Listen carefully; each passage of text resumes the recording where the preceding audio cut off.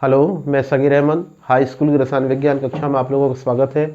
और मैं आज आपको संक्षारण, जिसे हम कोरोसन कहते हैं, इसके बारे में विस्तार से आपको पढ़ाऊंगा। इससे पहले वाली वीडियो में मैंने आपको बताया था उपचयन अभिक्रिया, ऐसी रासायनिक अभिक्रिया जिसमें ऑक्सीजन जुड़ती है, यानी ऑक्सीजन में वृद्धि होती है, ऐसी क्रिया को उपचयन क्रिया कहते हैं। जैसे एग्जाम्पल देखें, Mg+O2 = 2MgO, H+O2 = H2O, 4Fe + K3O2 = 2Fe2O3। इन सभी रासायनिक अभिक्रियाओं में ऑक्सीजन में वृद्धि हो रही है, ये क्रिया उपचयन क्रिया कहलाती है। इनके हमारे दैनिक जीवन में बहुत सारे प्रयोग हैं, बहुत सारी घटनाएं घटित होती हैं। जैसे एक घटना होती है हमारी आपकी संक्षारण। आपने ध्यान दिया होगा, लोहे के गाटर या लोहे की बनी वस्तुएं यदि बाहर नमी में रह जाती हैं तो कुछ दिन बाद उन पर जंग यानी रस्ट लगना प्रारंभ हो जाती है और उनका रंग कैसा हो जाता है, हल्का सा भूरा कलर हो जाता है लोहे का। इसके अलावा चांदी को आपने देखा होगा, चांदी के आभूषण हम लंबे समय तक रखते हैं तो चांदी के आभूषण आपके काले होने शुरू हो जाते हैं। या तांबे की बनी वस्तु आपने ध्यान दिया होगा, रखे लंबे समय तक उनको रखे रहे, नमी के अंदर रखते हैं तो उस पर परत जम जाती है, आपके हरे हरे रंग की परत जम जाती है। तो ये सारी घटनाएं आपकी किससे संबंधित है, उपचयन से संबंधित है। सारे जितनी भी धातुएं होती है, नमी है, अम्ल है, क्षार है या नम वायु के संपर्क में जैसे आती हैं, तो नम वायु में या अम्लों में, क्षारों में ऑक्सीजन उपस्थित होती है और ये ऑक्सीजन से क्रिया करके अन्य पदार्थ बना देती है, इस क्रिया को हम क्या कहते हैं, संक्षारण क्रिया कहते हैं। जैसे मैं आपको लोहे की बात करूं, लोहा ऑक्सीजन से क्रिया करके Fe2O3 फेरिक ऑक्साइड बनाता है और ये फेरिक ऑक्साइड ही क्या कहलाती है, आपकी जंग कहलाती है। इसको कहते हैं जंग या रस्ट कहते हैं, इंग्लिश में रस्ट कहते हैं, और ये आपकी जंग कहलाती है। तो परिभाषित किस तरह से करेंगे इस बात पर आप ध्यान देंगे। यदि हम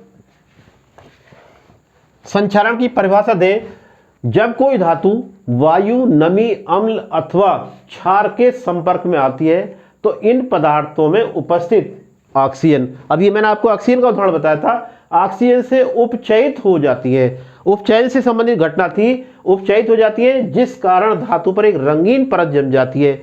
जैसे लोहे पर भूरे रंग की, चांदी पर काले रंग की बन जाती है और तांबे पर आपके हरे रंग की परत बन जाती है तथा धातुएं नष्ट होने लगती है। यह घटना संक्षारण कहलाती है। जैसे आपने ध्यान दिया होगा, लोहे पर जंग का लगना, लोहे पर जंग का लगना, कॉमा, दूसरा उदाहरण होता है चांदी पर काले रंग की परत का चढ़ना, काले रंग की परत का चढ़ना। अथवा और उदाहरण आपने देखा होगा, तांबे पर हरे रंग की परत का चढ़ना, हरे रंग की परत का चढ़ना।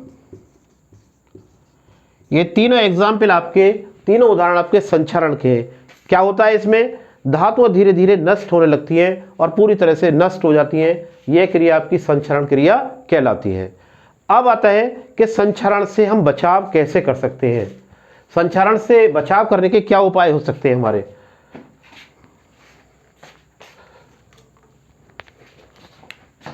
अब बात करेंगे संक्षारण से बचाव के उपाय। संक्षारण से बचाव के उपाय क्या हो सकते हैं। नंबर 1, सबसे ज़्यादा एग्जाम्पल आपने लोहे के देखे होंगे। लोहे पर जंग अक्सर लगती है और लोहे पर जंग लगने के बाद लोहा पूरी तरह से नष्ट हो जाता है। और जब लोहा को नष्ट होने से बचाने के लिए, जंग से बचाने के हम विभिन्न तरह के उपाय करते हैं। आपने ध्यान दिया होगा, जब हम छतों की तैयारी करते हैं तो आपने ध्यान दिया होगा कि क्या नाम है, लोहे के गाटर लेकर आते हैं और लोहे के गाटर को क्या करते हैं, पहले उन पर प्राइमर करते हैं, प्राइमर करने के बाद पेंट करते हैं। पेंट करने से क्या होता है कि एक परत जम जाती है जो बाहर की जो वायु होती है ऑक्सीजन, उसके संपर्क को हटा देती है, जिससे लोहा जंग लगने से बच जाता है। या इसके अलावा उसके सिरों पर हम सिरे मिट्टी में जब दबाते हैं तो सिरों पर क्या लगाते हैं, मिट्टी का तेल लगा देते हैं, ग्रीस लगा देते हैं। तो इन सब क्रिया से क्या होगा कि वायु की जो ऑक्सीजन है वो धातु पर क्रिया नहीं कर पाएगी और आपकी संचारित होने से बच जाती है। इसके अलावा आपने ध्यान दिया होगा, जो पाइप आते हैं लोहे के, पानी वाले पाइप लोहे के होते हैं, और पानी से हमें सबसे ज़्यादा नुकसान कहाँ से होता है, नमी से नुकसान होता है हमें। नमी में क्या होता है, ऑक्सीजन गैस, ऑक्सीजन होती है जो आसानी से क्रिया करती है। तो उस पानी को हम क्या करते हैं, जो पानी वाले पाइप होते हैं उनके ऊपर एक विभिन्न धातु यानी जस्ता एक धातु होती है, Zn जिसका सूत्र होता है, जस्ते की परत चढ़ा देते हैं। और परत चढ़ाने से क्या होता है, जिंक की परत चढ़ाने के अलावा ये धातु आपकी नष्ट होने से बच जाती है। इसके अलावा आपने फ्राई पैन देखे होंगे लोहे के, फ्राइंग पैन आते हैं लोहे के, तो उस पर भी हम जस्ते की परत चढ़ा देते हैं जिससे वो जंग लगने से बच जाता है। धन्यवाद।